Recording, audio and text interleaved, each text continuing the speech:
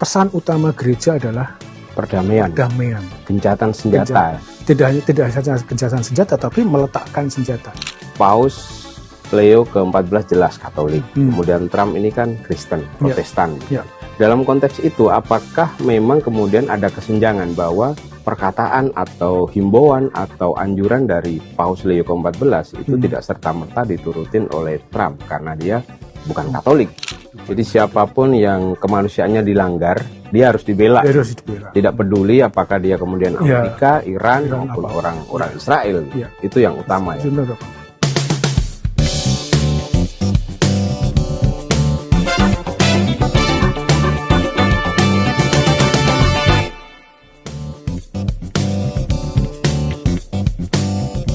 Sahabat Kompas, ketemu lagi di Balik Berita Harian Kompas.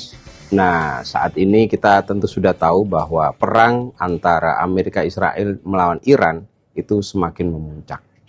Dan sekarang ini perangnya mencapai taraf narasi yang luar biasa. Terutama kalau kita tarik pada hubungan antara Trump sebagai Presiden Amerika dan Paus Leo ke-14 sebagai orang nomor 1 di Vatikan atau di di agama Katolik. Nah, kita akan melihat sebenarnya hubungan ini seperti apa dan konteksnya bagi Indonesia bagaimana. Sudah hadir di studio Mas Josi Susilo, Kepala Des Internasional. Selamat sore Mas, di sini sore sekarang. Iya, selamat sore. Ini kita kayak di Zabu ya, 2 tahun lalu kita juga ngomongin Paus yang beda, Paus Fransiskus, waktu kunjungan ke Indonesia. Dan kita ngomongin Paus lagi, Paus Leo 14. Ini kebetulan sama-sama dari Amerika ya, Trump dari Amerika, Paus Leo ini juga dari Amerika juga. Paus pertama yang dari Amerika. Paus pertama dari Amerika. Mas Josi ngelihatnya seperti apa latar belakang perseteruan keduanya ini? Pertama kita harus melihat konteks yang dari perspektif Gereja Katolik ya. Kita harus melihat pertama kali pernyataan Paus ini dilihat dari sikap gereja sebenarnya secara umum, bahwa gereja menentang sebenarnya perang, konflik dan segala macam itu, kekerasan. Itu adalah hal-hal yang selama ini menjadi perhatian gereja. Gereja yang dari awal konsisten untuk menyuarakan pesan-pesan perdamaian. Iya, betul. Pertama. Yang kedua adalah ungkapan yang disampaikan Paus ini kan bukan pertama kali tapi menggema ke seluruh dunia ketika beliau menyatakannya dalam kunjungan ke Afrika. Sebelumnya. Ketika masa Paskah, ketika perayaan Paskah, baik di malam Paskah, Sabtu Suci itu, dan juga di Minggu Paskah, terutama waktu pesan untuk negara, untuk kota dan dunia, Ubi et Orbi itu. Kan pada masa itu, pada Pekan Suci itu, kan Paus memberi perhatian khusus pada situasi dunia saat ini, terutama konflik perang yang tidak hanya terjadi di Iran sebenarnya, tetapi di banyak negara yang lain. Nah, waktu itu Paus kan mengatakan bahwa salah satunya yang cukup mengesankan adalah ketika Paus mengatakan Paus mengajak dunia untuk meletakkan senjata.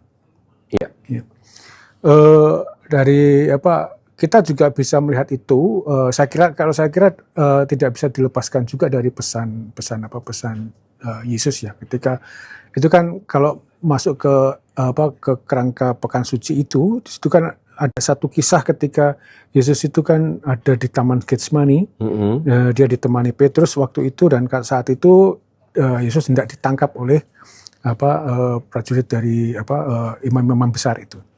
Nah, pada waktu itu kan Petrus mengangkat senjatanya dan kemudian memotong telinga salah satu dari mereka, tapi kan kemudian ditegur oleh Yesus. Dan kemudian salah satu pesan Yesus waktu itu dikatakan, sarungkan pedangmu. Nah, bagi saya itu salah satu basis di mana pesan utama gereja adalah perdamaian. Gencatan senjata. Tidak hanya gencatan senjata, tapi meletakkan senjata itu. Tidak melukai yang lain. Apapun ancaman yang diberikan, ada mekanisme untuk dunia sekarang, ada mekanisme yang bisa ditempuh, entah itu dialog, entah itu gencatan senjata misalnya. Tapi yang pasti adalah meletakkan senjata, tidak berperang. Oke, sekarang mari kita tarik dalam konteks perang Amerika Israel melawan Iran. Yang ini kalau kita lihat itu sejak tanggal 28 ya, sampai sekarang udah lebih dari setengah bulan begitu. Dan terang-terangan Paus Leo ke-14 itu bilang bahwa Trump tidak manusiawi. Trump menyerang terlalu pro kekerasan sehingga itu harus dihentikan. Maksudnya adalah bahwa ungkapan yang eksplisit seperti ini tidak biasa. Nah, pertanyaannya sebenarnya apa yang terjadi? Saya melihat bahwa Paus mencoba untuk kembali menegaskan posisi dia sebagai pemimpin moral ya. Bagaimanapun juga kehidupan itu harus dijaga, harus dimenangkan melawan kekerasan, apapun bentuk dari kekerasan itu. Saya kira pesan ini pun sebenarnya oleh pendahulunya termasuk Paus Fransiskus kan dulu juga digaungkan untuk isu Gaza demikian, untuk isu Palestina juga sama. Saat ini dalam perang di Iran pun kan juga Paus juga memberi perhatian yang sama untuk itu. Nah, dari awal sebenarnya Paus tidak menyebut nama atau menyebut negara dalam pesan-pesan homilinya, kecuali ketika dalam perjalanan hendak menuju ke Algeria, yang ke Afrika itu, Paus dengan tegas mengatakan dia tidak takut pada pemerintahan Trump. Karena itu tadi karena Trump memposisikan Paus itu sebagai sosok yang sama seperti negara-negara lain atau tokoh-tokoh lain yang menentang posisi dia. Ya, kan Trump bahkan di negaranya, di dalam negeri kan juga memposisikan dia sebagai, bahkan pakai meme yang menurut beberapa kalangan sebenarnya tidak pantas. Yang berlebihan ya, itu. Crossing the line. Ya. Nah, dalam konteks ini Paus Leo ke-14 jelas Katolik, kemudian Trump ini kan Kristen, Protestan. Dalam konteks itu, apakah memang kemudian ada kesenjangan bahwa perkataan atau himbauan atau anjuran dari Paus Leo ke-14 itu tidak serta-merta diturutin oleh Trump karena dia bukan Katolik begitu? Saya kira himbauan yang disampaikan Paus dari awal memang tidak ditujukan hanya kepada umat Katolik atau umat tertentu saja. Dari awal pesan-pesan yang disampaikan Paus secara khusus misalnya dalam Pekan Suci itu ditujukan pada dunia. Ajakan itu kan sebenarnya juga menjadi ajakan yang sama dari awal para pendahulu Paus Leo sendiri, Paus Fransiskus bahkan yang sebelumnya pun juga itu ditujukan pada dunia secara umum. Nah, himbauan itu ya himbauan seorang paus itu kan dia tidak hanya sekedar mewakili gereja Katolik, tapi dia juga mewakili suara moral. Nah, suara moral ini yang tentu saja punya kekuatan yang menembus aneka batas itu. Bahwa kemudian Trump mematuhi atau tidak mematuhi, sebenarnya yang disentuh bukan perkara dia ada presiden atau seseorang saja, tetapi yang disentuh, yang diajakkan oleh Paus sebenarnya melintasi batas-batas dia sebagai manusia. Ketika itu disentuh dan kemudian sentuhan itu menggerakkan dia, nah aktualisasi dari sentuhan itu kan bisa lewat macam-macam. Nah, kebetulan dia sebagai seorang presiden dia seharusnya bisa melakukan itu. Nah, kemudian kalau Trump memilih yang lain, saya kira juga itu bukan pertama-tama karena dia Protestan dan Paus Katolik tidak demikian, karena faktanya juga di dalam negeri Amerika, di domestik sendiri, kalangan Kristen konservatif pun juga tidak nyaman dengan posisi Trump. Ya. Artinya ini Trump memang butuh pencerahan ya, atau dalam bahasa lain butuh hidayah untuk benar-benar sadar bahwa ini adalah kejahatan kemanusiaan begitu. Iya, itu oleh karena itu kan seruan Paus menjadi aktual karena posisinya itu. Jadi karena suara moral itu kan suara yang harus didengungkan terus-menerus untuk menggerakkan dunia, menggerakkan manusia, menggerakkan pribadi-pribadi untuk melakukan sesuatu yang seharusnya dia lakukan, sesuatu yang baik yang harus dia lakukan gitu. Suara moral begitu. Apakah kemudian didengar atau tidak, itu kemudian tidak menjadi pertimbangan bahwa aku harus berhenti atau tidak. Ya, gitu. balik ke masing-masing pribadi dalam ini terutama Trump ya. Trump ya. Nah, kalau dilihat dari perspektif bahwa ini adalah institusi negara yang diwakili oleh Trump di satu sisi dan institusi keagamaan yang diwakili oleh Paus Leo ke-14 di sisi lain, ini kira-kira bacaannya seperti apa? Ada lempar komentar antara Trump dan Paus Leo ke-14 ini? Pada satu sisi kita bisa melihat bahwa Vatikan itu tidak hanya sekedar mewakili kekuatan moral, tapi dia juga mewakili sebagai entitas negara juga. Dia bagian dari masyarakat dunia yang juga tidak hanya memiliki kapasitas tapi memiliki peran yang cukup besar juga. Meskipun Vatikan itu adalah negara kecil di dalam Roma, tetapi dia itu bagian juga dari Eropa yang besar. Suara Paus ini dia mewakili suara moral, tapi dia juga mewakili satu kekuatan bagaimanapun juga dia juga mewakili kekuatan politik yang besar juga. Nah, saya kira kapasitas itu perlu mendapat perhatian juga. Saya kira bukan tidak bisa ya. Nah, dalam relasi internasional itu ketika mitra kita mengatakan sesuatu itu sebenarnya juga punya kekuatan tertentu juga. Sekecil apapun negara itu ya. Katakanlah misalnya negara-negara di Pasifik itu kan juga kecil sekali. Tetapi ketika dalam pemungutan suara di di PBB misalnya, dia juga punya hak yang sama. Punya dampak yang cukup signifikan ya. Cukup signifikan juga. Kalau kita tarik Mas Josi ke Indonesia ya, yang mayoritas Islam dan kebetulan juga ada komunitas Katolik yang cukup signifikan begitu ya. Pernyataan Pastor Leo ke-14 ini dampaknya seperti apa, terutama terhadap sikap kepada perang yang kayaknya belum ada tanda-tanda berakhir ini? Kalau bagi saya sebenarnya sikap Paus itu sebenarnya menegaskan kembali atau sebenarnya mendudukkan posisi gereja atau posisi masyarakat, posisi umat Katolik di mana seharusnya kita harus berdiri, yaitu membela kehidupan, pembelaan pada kehidupan, pembelaan pada keadilan, pembelaan hal-hal seperti itu. Jadi bukan pertama-tama misalnya kita harus mendukung Iran atau kita harus melawan Trump. Pertama-tama sebenarnya kalau dari persepsi saya sebagai orang Katolik Indonesia pun juga seperti itu. Jadi bahwa saya harus melihat bahwa dalam situasi-situasi seperti ini di mana sebaiknya saya harus berdiri. Apa yang harus saya perjuangkan? Bukan pertama-tama bicara soal posisi politik, tapi lebih pada posisi kemanusiaan tadi itu, pembelaan pada kehidupan. Jadi siapapun yang kemanusiaannya dilanggar, dia harus dibela. Tidak peduli apakah dia kemudian Amerika, Iran maupun orang Israel. Gitu. Itu yang utama ya.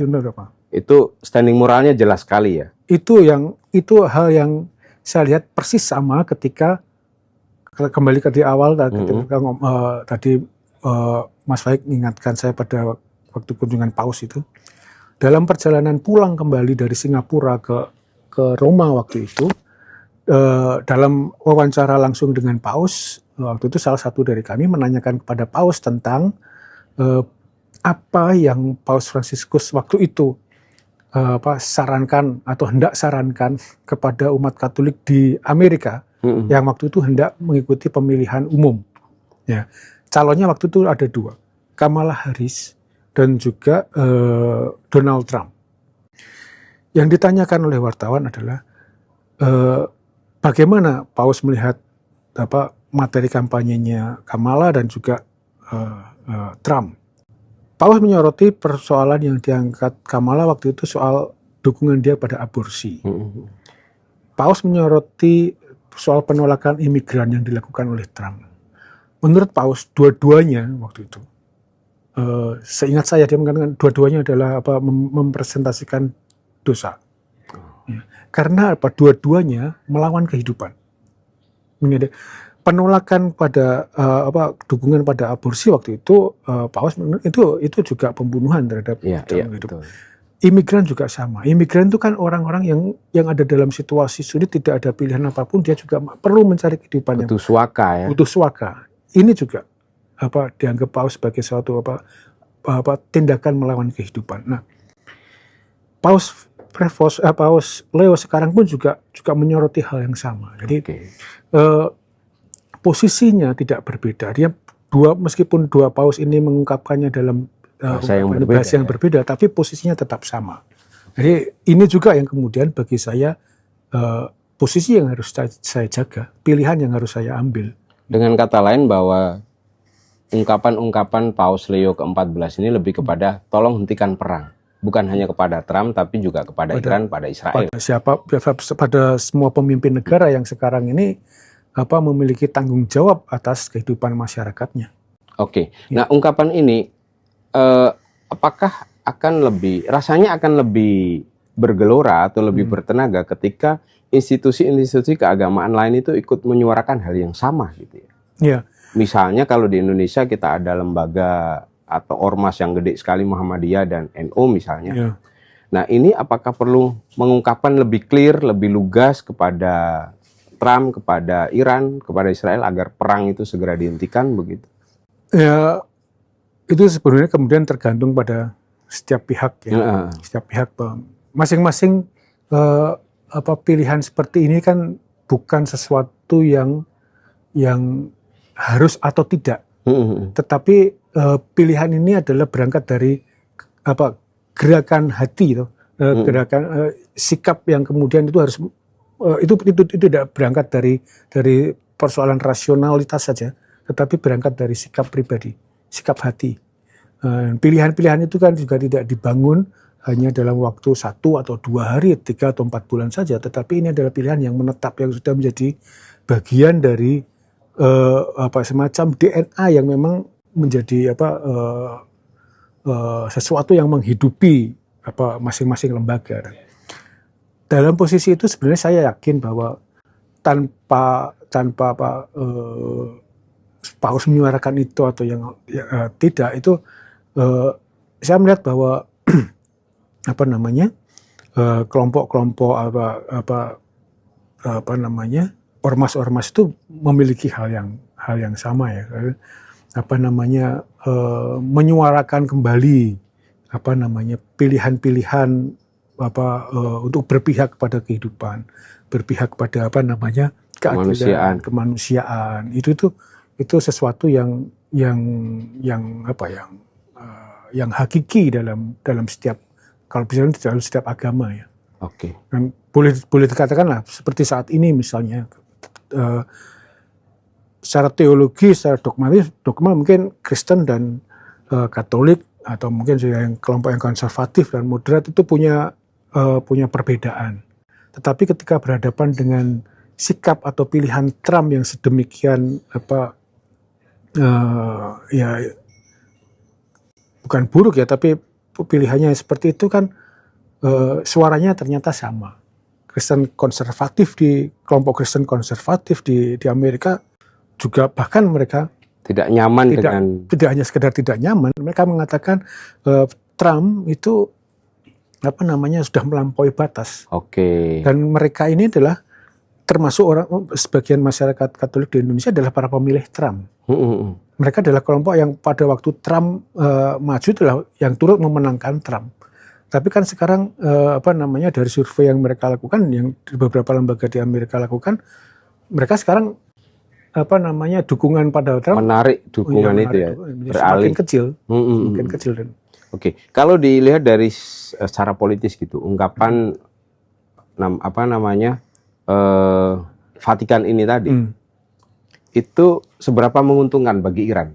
Ini kan sekilas menguntungkan Iran ya, bahwa Paus Leo ke-14 ngomong demikian, yang kesannya menyerang Trump. Ya, kalau menguntungkan, mungkin itu akan memberi semacam kekuatan moral ya, dukungan moral.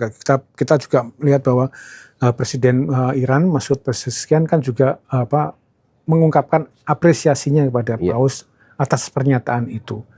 saya kira itu juga artinya kan rasa percaya dirinya Iran kan juga naik dengan posisi itu. Ya, tetapi tentu saja pada saat yang sama pesan yang disampaikan Paus itu kan juga ditujukan juga pada Iran juga, untuk bahwa meletakkan senjata itu artinya juga tidak hanya sebelah saja, tapi juga kepada Iran sendiri. Ya.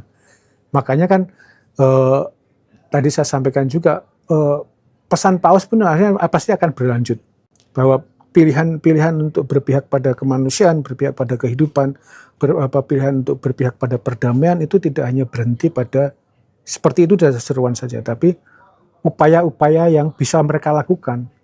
Jadi kalau mereka misalnya kalau tadi Pak Pezeshkian, Presiden Iran merasa bahwa kemudian mereka lebih percaya diri, mendapatkan dukungan moral, harapannya ya kemudian mereka menjadi lebih percaya diri juga untuk kemudian menghentikan perang ya. Tidak hanya ya sementara untuk kemudian maju lagi ke meja perundingan, dan faktanya kan memang sekarang Iran juga terbuka untuk tetap duduk ke meja perundingan lagi, meskipun kemarin kan sempat macet itu. Oke, terakhir nih Mas Joshi, ini kan perang komentar masih terus berlangsung nih dalam hari terakhir nih. Kira-kira ujungnya akan kemana nih? Apakah mereka akan ketemu dalam pengertian Trump dan Paus Leo ke-14 secara fisik, kemudian damai, atau gimana kira-kira? Kalau sejauh yang sampai sejauh ini tampaknya kan Paus tidak akan melakukan kunjungan ke Amerika, memutuskan untuk tidak datang ke Amerika pada 4 Juli nanti. Itu kan sebenarnya tanggal yang sangat signifikan bagi masyarakat Amerika, karena 4 Juli kan hari kemerdekaan. Tapi kan juga ini adalah sikap protesnya Paus. Saya menangkapnya begitu. Ini protesnya, tidak hanya protesnya Paus, tapi protesnya Vatikan kepada sikap Amerika yang sangat mendikte itu. Dan dia mau memaksakan apapun kemauan dia pada Vatikan. Ini kan kelihatan ketika Uskup Agung saya lupa namanya di Amerika kan dicecer sama Pentagon kan, dan kemudian ya ada paksaan untuk Vatikan harus mendukung AS gitu. Ya itu dan tidak membuat nyaman, siapapun juga tidak nyaman. Nah, menanggapi sikap itu Paus membatalkan kunjungannya ke Amerika pada 4 Juli. 4 Juli, ya. Oke Mas Joshi, itu tadi obrolan kita, dan semoga perang ini segera berakhir, karena bagaimanapun perang merugikan banyak orang Mas Joshi ya. Sahabat Kompas, itu tadi obrolan kita tentang respon Vatikan terhadap perang Amerika Israel melawan Iran. Semoga perang segera berakhir seperti yang disebut tadi, dan kita bisa hidup lebih damai, ekonomi lebih oke, dan tentu saja hidup lebih tenang. Dah.